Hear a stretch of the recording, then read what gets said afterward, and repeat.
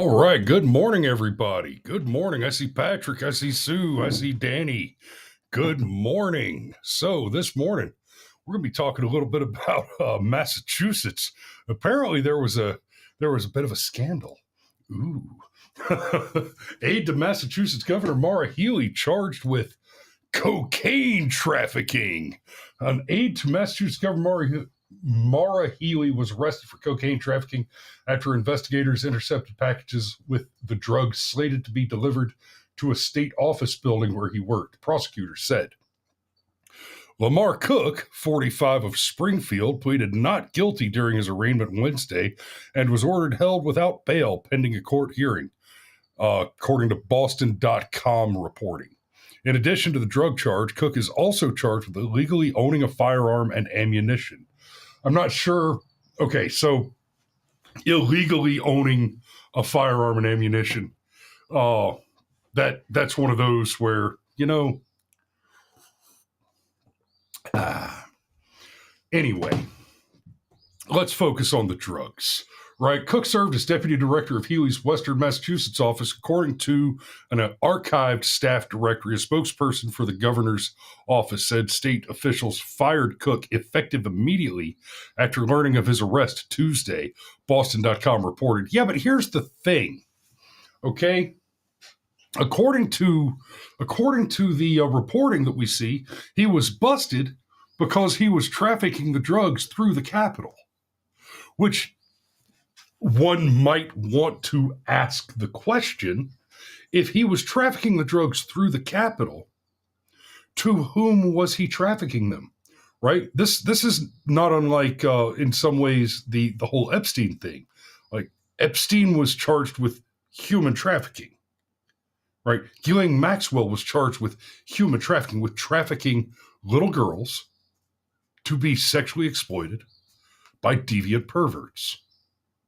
Well, receiving those material is also a crime, right? Buying the drugs is a crime. Purchasing, using the drugs is a crime. Purchasing and using slaves is a crime. Abusing children is a crime. Yes, Maxwell should be charged and sentenced and everything relative to the crime she committed, which is the trafficking of the little girls. Right? But let's be clear. This is a crime that requires multiple parties. This is a crime that requires multiple parties. If he's trafficking the drugs through the Capitol, then through the governor's office, right? You got to ask the question. I mean, why would this guy, who's got a good job by all accounts, right? He works for the governor. Why would he be involved in trafficking cocaine unless an element of that? Now, okay, fair play. There's a bit of presumption going on here, but let's be real. If you're into some shady shit, you're doing shady shit with people you know. You know the people you're doing shady shit with. So either I'm to believe that this guy's got a completely separate life that is utterly divorced from his professional life, from his professional acquaintances, and his drug buying clients are totally separate and never the twain shall meet, and that he was busted, through his government job is just a completely immaterial coincidence. That conclusion requires a lot of assumptions. And you know how I like to beat on the razors, right? Occam's razor tells us that the conclusion that makes the least amount of assumptions is the most probably correct one. Right? Not the simplest answer is the best answer. Gross oversimplification. The solution that makes the least number of assumptions is the most probably correct solution. So one has to make a lot of assumptions to arrive at any conclusion other than he's essentially supplying drugs to other people in the government offices. So they go on. Cook served as deputy director. He was fired. The conduct that occurred here is unacceptable and represents a major breach of the public trust. Yeah, no shit. This criminal investigation is ongoing, and our administration will work with law enforcement to assist them in their work. So there's the guy, right? No surprises there. Lamar Cook, 45, was fired as an aide to the Massachusetts Governor Maura Healey after his arrest on suspicion of cocaine trafficking. Authorities have seized, here you go, 21 kilograms of cocaine, including 8 intercepted Saturday during a delivery operation at the Springfield State Office Building. Right? Like I said, this is happening in government buildings. Investigators searched Cook's former office Monday night. Cook was arrested Tuesday while in his car in Springfield. Excuse me. Yeah, Aaron, he had bricks. Bricks, I say. The investigation stemmed from 2 prior drug seizures. Authorities intercepted and searched 2 suspicious packages at Hotel UMass, University of Massachusetts Amherst, in Amherst on October 10th, and found about 21 kilograms of suspected cocaine. Excuse me. That's that's a lot of cocaine, right?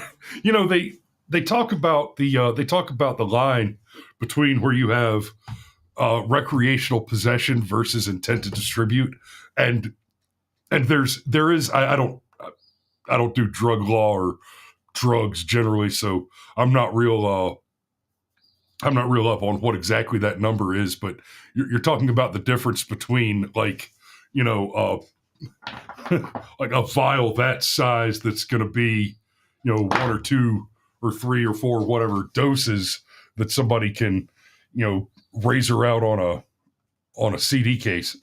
I'm sorry, Aaron Olson. In the 90s, we had these things called CDs. That's a compact disc, and they came in these square plastic cases, and people that use drugs would use a blade to chop that out on there to do their line, right? That's what a CD case is for our younger guys. But you know, it's one thing to say the difference between this amount of cocaine and this amount of cocaine is whether you plan to use it or sell it, you know, distribution. But when you start talking about 21 keys, that is a tall kitchen trash can full of cocaine. In fact, it might be 2 tall kitchen trash cans full. It is a shitload of cocaine, right? That's, you know, if somebody came in here and checked these 3 ammo cans, right, the 40 Mike, the 50 cal, and the 7.62, they might. I'm sorry, that's 40 Mike, 7.62, and 5.56. My 50 cal box is over there. Apologize, but if they were to bust those open and find that they were full of cocaine instead of BBs and bullets and whatever's in there, that would be a lot of cocaine. Right? I'm reminded of the old Ron White joke, where, not even a joke. Ron White was arrested once in Florida, and he had 7/8 of a gram of marijuana, and I know that because he tells a joke about it. And he says, when he tells the story, he says the cops showed up and they searched his plane on an anonymous tip, and they arrested him. And he said, "Look, guys, I'll go peacefully, no problem. Yeah, I did it. I'm wrong, but I mean, look, I've got 7/8 of a gram. I've got less than a gram of marijuana. If I've got less than a gram of marijuana, I'm out of marijuana. You had to drive by 3 dead hookers and a meth lab to get here because this is Florida," right? And yeah, they locked him up and he went to jail and, you know, bailed out, whatever. But like Sergeant Major points out, you know, the 21 kilograms, that's 50 pounds of cocaine. So apparently the Massachusetts state government requires roughly one toddler of cocaine to operate their government. So the next thing I want to kind of get to this morning, I'm going to share with you guys the research thread that I ran on this conversation this morning with ChatGPT. So, and like I've said, ChatGPT is a great tool if you already know, basically if you know your shit, if you understand how to do research, it's a great tool for doing research. So I asked, let me get to the right spot in this. I asked the question. Okay, so we got past scandals in Massachusetts. An aide to Maura Healey, that's the one we just covered. That's the current one, why it matters. Angles. Okay, dig in. So, quick frame. Massachusetts has a long bipartisan track record of institutional failure, labs falsifying evidence, troopers bilking taxpayers, agencies ignoring life and death alerts, transit systems flagged for basic safety breakdowns, etc. And here's the receipts. And I've got, I can actually, y'all wanna have a little fun. I'll go ahead and copy the link. I'll go ahead and copy a link to this ChatGPT chat, and you guys can go and read all of the white lives matter. Well played, Tim. And you guys can actually go and read my show notes if you like, and it includes, the links to the articles that we used in this research. So the drug lab meltdown. There was a drug lab that was caught falsifying data, and once that was busted open, that resulted in the dismissals of 61,000 charges, right, because of the tainted results. Massachusetts State Police overtime fraud, an entire state police troop was disbanded when it was discovered that their officers were falsifying their overtime records in order to embezzle money from the taxpayers. And it goes on and on and on, right? Now, I mentioned that because, of course, Massachusetts and Boston and Springfield in particular, long Democrat strongholds, massive corruption there. And I went and asked this next question. Where was it? The quick frame. So the first answer from ChatGPT said Massachusetts has a long bipartisan track record of institutional failure. I didn't ask about that. I said, dig in, let's focus on past scandal in Massachusetts, right? And I've said before, you've got to pay attention when you use these AIs for anything because they are biased. This statement right here, bipartisan track record of institutional failure. Now, if the case is that the institution from which this institutional comes has been a pure Democrat hegemony for decades or longer, then it's not reasonable or intelligent to say that failure is bipartisan in nature.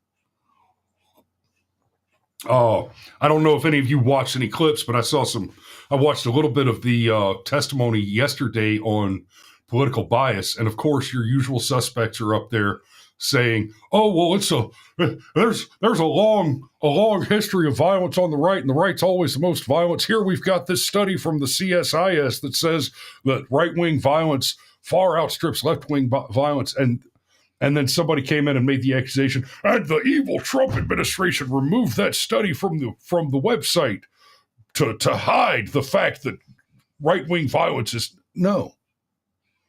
It was not removed in order to hide the fact that right-wing violence is more prevalent or more frequent or more common. It was removed because that statement is a patent lie, and the receipts were brought to prove it. It was proved that in order for CSIS to come to that conclusion, they had to go through and first, they counted every incident of violence in a prison done by a white male perpetrator as right-wing political violence. They did not then report every incident of violence perpetrated by a non-white attacker, assailant, criminal, etc. Those were not reported as left-wing violence. Clear bias, clear data manipulation there. And to even call white supremacists right-wing is psychotic in the extreme. White supremacists tend to be Nazis, National Socialists. That is left-wing. They're socialists. They're communists. It's one thing to be a racist. It is quite another thing to be a communist, to be a socialist. Right? It is possible to be a right-wing racist. Sure. It is not possible, philosophically, to be a right-wing socialist. That does not exist. It then goes on. None of the violence from 2020, from the riots of 2020, were counted as left-wing violence. They were counted as demonstrations and protests for the purposes of those statistics, right? The Charlie Kirk assassination apparently was not. Neither were the attempts on Donald Trump. Neither were any of the 14 or 15 over the last year and a half. The 14 or 15 trans shooters that attacked high schools and middle schools and elementary schools and left behind specific explicit manifestos about their left-wing trans ideology. Those were not counted as left-wing violence. So in order to come to the conclusion that right-wing violence is more prevalent, we did one of the deep dives on this. The right has a history of very occasional spattered lone wolf, like OKC bombing type violence, where you've got a single individual without a complex, massive structure behind him, losing his shit and doing some harm. And those tend to be large events when they do occur, in the extremely rare event that they do occur. Now, to be clear, the CSIS reported Oklahoma City bombing as right-wing violence. Okay, that's fair. That's fair. But they also reported the Ruby Ridge incident as right-wing violence. Okay, we could probably put the Ruby Ridge residents on the right, but to say being targeted, extorted, and assassinated by your government is the same as a right-winger committing violence is absurd. Right? Same thing with Waco and the Branch Davidians. That was listed as right-wing violence. That was not right-wing violence. That was a motivated leftist-controlled government agency, the ATF, and the FBI together, choosing to burn and murder women and children. That's right-wing violence, right? When you hear people say there's more violence on the right than on the left, understand that's what they're talking about. And I'll give it, in all fairness, I'll give it to them. It does appear that the government's track record for murdering conservatives is a little more aggressive than its track record for murdering leftists. Although that claim gets a little fuzzy when you try to ask the question about who killed MLK. What targeting was done with the Black Panthers. But it's clear that the left has the history of, they've got the KKK, they've got BLM, they've got Black Lives BLM, the Black Panthers, they've got Planned Parenthood, they've got Antifa, they've got the Weather Underground, right? The history of America, the history of the Democrat Party and leftists in America for forever and ever is that the Democrat Party always maintains at least one group of faith militant whose purpose is to receive funds and material support from Democrats, from Democrat leadership, Democrat donors, and Democrat elected officials in order to support the operations of their violent terrorist organizations. And we can bring receipts on that. Kamala Harris personally paid money to bail out BLM rioters during 2020. Right? That we've got the receipts. It is a fact. Democrats support domestic terrorism. Now, for the last several months, especially since the spike in kind of visibility and the conversation around this, since the assassination of Charlie Kirk, we've been hearing over and over and over again, oh, well, crime's down all over the country, crime's down all over the country, crime's down all over the country. Okay, so let me pop in just a little bit here, because ChatGPT responded and said it's bipartisan, and I came back and I said, now hold on a minute. You began by framing this as a bipartisan issue. I have a question. How long has Boston been in Democrat control, and how many of these scandals center around that? Now, I should have said Springfield because that's where the arrest happened, but then it goes on. Once you, by the way, just guys know this, once you push back on the AI, the facts are out there. And if you know at least tangentially some of those facts and can bring them to bear, the AI will understand. Basically, it has been programmed to think like a leftist, which is to say, not critically and not efficiently. But it's not a totally closed leftist system. You can train it. You can teach it. You can make it better. So, again, I challenged. She says, got the intel, Chris. Here's how things break down with Boston, Massachusetts, and the which party's running things question. Party control of Boston's mayoral and city government elections are nonpartisan on paper. Candidates don't run with official labels for mayor. In practice, nearly every recent major mayor has been a Democrat or aligned with the Democrat machine. Thomas Menino was a Democrat. Raymond Flynn was a Democrat, etc. Voter registration. This number is amazing to me. Voter registration and party affiliation data in Suffolk County, which includes Boston, about 39.5% were registered Democrats. Okay, that you'll hear reports. You'll hear reports about the political leanings of a city, a county, a state, etc., and they'll say, X number lean Republican, lean Democrat. Guys, 39.5% of residents of Suffolk County, which includes Boston, 40% are registered Democrats. Not they say they lean Democrat or Republican. They're actually registered Democrat voters. That's huge, right? That's not, 39% of the people agree with the current thing. That's 39% of the people are actively engaged and voting and essentially perpetuating the current thing. Scandals and party alignment. The review of political scandals in Massachusetts and Boston demonstrate many of the implicated politicians, Democrats, for example, and it lists a few. We don't need to go into those in detail right now. And so I said, okay, given that, next let's take a look at every major U.S. city, especially state capitals, and identify how many are long-held Democrats strongholds versus Republican strongholds, and where scandal, corruption, and crime occur with the most frequency.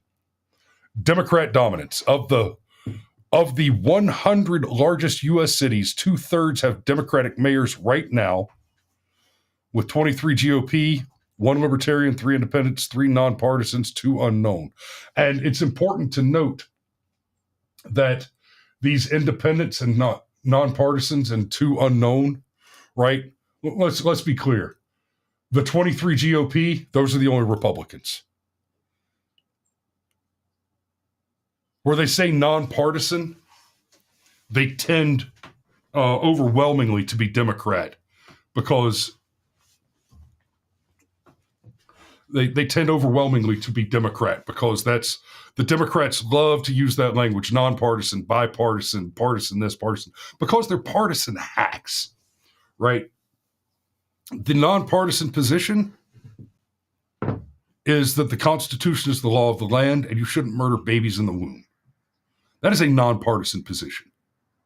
Our current Overton window that suggests that babies are good and shouldn't be murdered all the time is a far right opinion.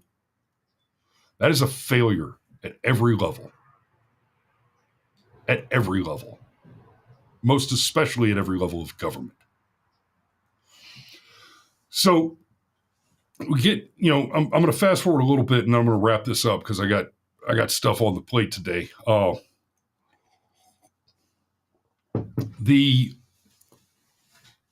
Your Gavin Newsoms, your Chuck Schumers, your Democrat big mouths, they've been saying recently, well, crime's down all over the place. It's ridiculous that Donald Trump wants to federalize the National Guard to fight crime in cities and because crime's down all over the place. No, it's not. Okay, there was an FBI report that crime was down recently. There were some other reporting though, and the FBI had to actually admit to it and backpedal. Many of the large Democrat-controlled cities that claim to have lowered crime are not reporting their statistics to the FBI at all. And so crime statistics out of places like Los Angeles, Washington, D.C., New York City, are not included in the reporting from the FBI that suggests that crime is down.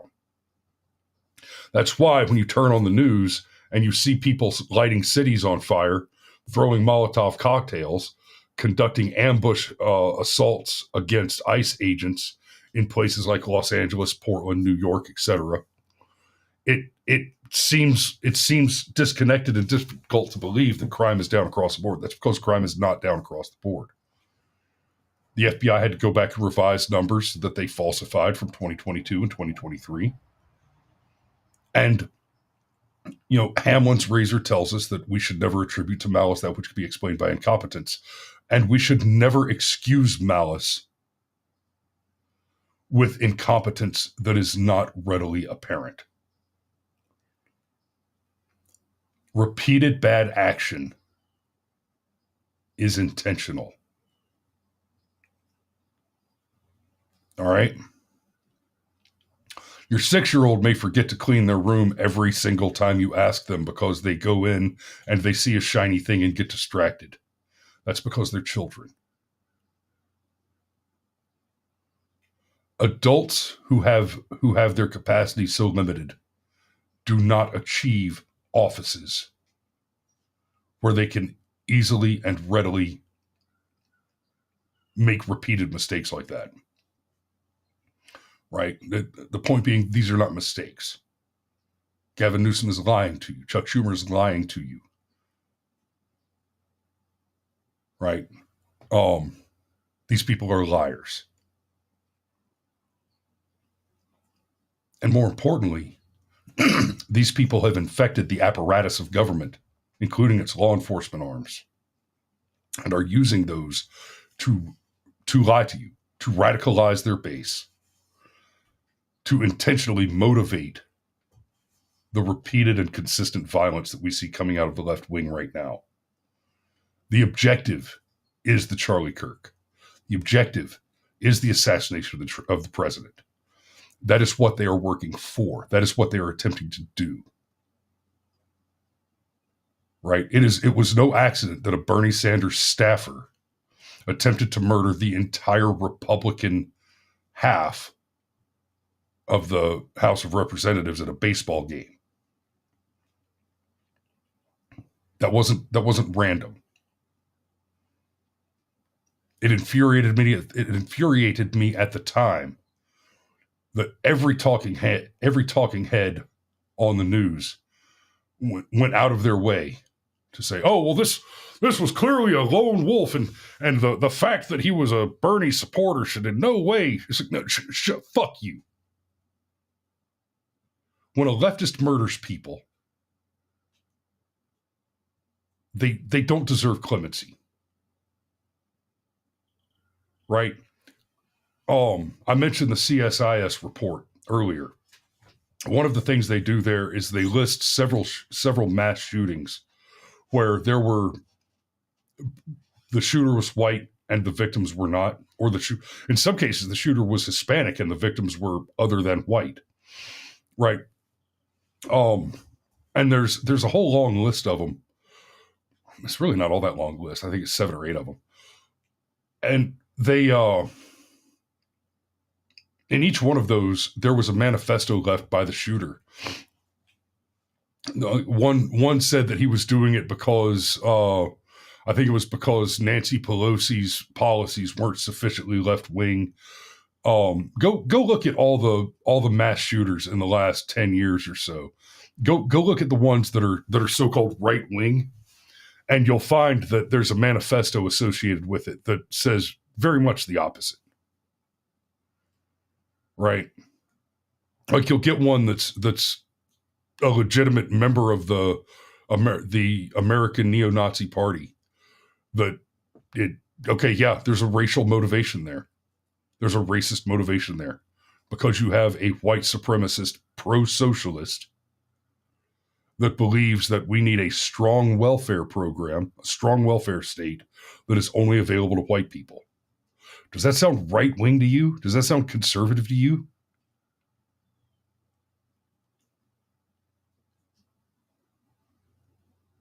I mean, you would have to be completely ignorant of the political reality of the distinction between left and right to believe that.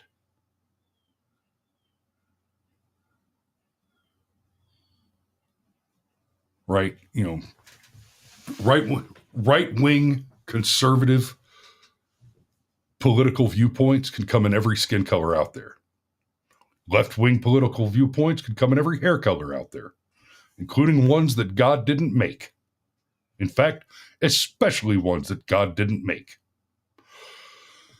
And the trail of evidence is absolutely clear. Political violence is the domain of the left, and rarely a result of conservatism. That is largely because the key difference between leftism and conservatism in America, which is liberal by nature, the most liberal document ever written to control a government, the Constitution of the United States of America, which seeks to suppress the size and scope and growth of government. And that is what we seek to conserve. Versus leftism, which seeks to obliterate that and replace it with an ever-growing, ever more dependency-encouraging behemoth of government. The difference is stark. And the reason that the violence tends to the left is because a part of the core of their belief, apart from all the stuff that we've discussed philosophically about aesthetics and the destruction of beauty and the praise and worship of that which is profane and abhorrent, their key mechanism is the mechanism of state to cede to the government a monopoly on violence. Whereas the key mechanism to conservative ideology and philosophy is individual responsibility. Individual personal responsibility. To be a good steward of one's own life and livelihood.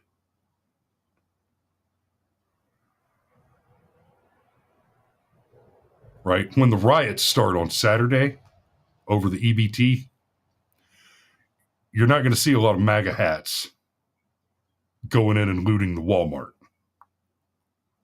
Now, you might see a lot of MAGA hats standing outside with cell phones trying to record looters because let's be fair, that shit can be hilarious. But you're not going to see my Punisher Trump hat going in to rob a Walmart. You know why? I don't have fucking food stamps. I'm just going to go to the grocery store and buy groceries. That's, in fact, I probably just won't go to the Walmart for groceries. I'll probably go to the local corner market. There's a lovely little grocery store about 10 miles down the road from me that has a great butcher. And that's probably what I'll do. Right? We could eat canned veggies and frozen meat for a couple of days or a week or two here. So I don't have to go mess with that stuff. Now, see if I'm feeling froggy on Sunday because I'm busy on Saturday, Sunday, Monday. I might just ride down to the Walmart near me and run a camera for a little bit. But let's be real. Where I live, there aren't enough people to have a riot. So, all right, guys. Well, thanks for watching this morning. Quick bit of housekeeping. This upcoming Saturday, I'm going to be busy. I'm not going to be available to do the show. So I'll talk to Mario and we'll figure out how we want to go ahead with that. Because I hate to miss a deep dive, but if for those of you watching that don't know about Saturday, you should wish you did know. So we won't be doing a regular deep dive Saturday night. We might have, I might stream something Saturday night, but probably not. But I'll talk to Mario and we'll see about doing the deep dive Sunday or Monday night, right? So y'all keep an eye out for that. And once I'll try to talk to Mario about that today, so that I can give you a definitive real answer tomorrow morning for Firearms Friday, before we wrap it up to head to the other farm, and it'll be Mario. Y'all, we like to keep the deep dive, close to the vest throughout the week usually, and kind of it's a surprise when I publish the event page on Rumble. And Mario told me he's got an idea. He has a plan for the deep dive. I don't know what it is. It might just be him screaming the word tomato over and over and over again. We'll see. So again, appreciate you guys. I hope you enjoyed it this morning. We love you, and we will see you tomorrow.